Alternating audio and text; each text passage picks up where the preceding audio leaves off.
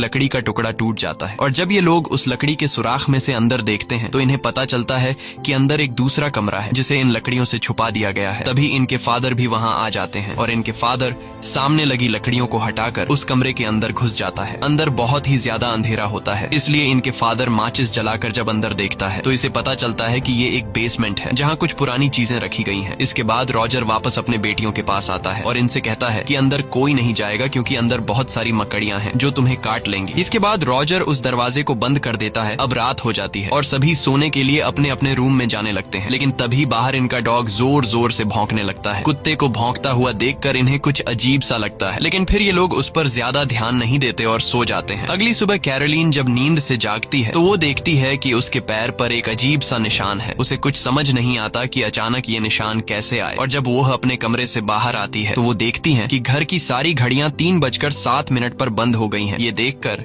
Caroline परेशान हो जाती है और सीधा जाकर अपने हस्बैंड को ये सब बताती है। तब रॉजर अपनी वाइफ कैरोलीन से कहता है कि शायद कल गाड़ी में सामान लाते हुए किसी झटके की वजह से घड़ियां बंद हो गई हों। इसके बाद कैरोलीन रॉजर को अपने पैर पर निशान दिखाते हुए कहती है कि कल रात ये तुमने क्या कर दिया है। तब रॉजर कहता है कि मैंने कुछ भी नहीं किया। अब इन दोनों की बातें चल ही रही होती हैं कि तभी इन्हें बाहर से अपनी बेटी की जोर से चिल्लाने की आवाज सुनाई देती है, जिसे सुनकर ये दोनों फौरन दौड़ते हुए बाहर अपनी बेटी के पास पहुंचते हैं, जहां ये लोग देखते हैं कि इनके कुत्ते को किसी ने मार दिया है। ये देखकर इन तीनों को बहुत दुख होता है, लेकिन इन्हें अब तक समझ में नहीं आता कि इसकी मौत कैसी हुई। अब एक बार फिर से दिन गुजरता है और रात हो जाती है और ठीक 3:07 पर घर की सभी घड़ियां रुक जाती हैं, यानी कि फिर से बुरी चीजों का टाइम शुरू हो चुका है। यहाँ रॉजर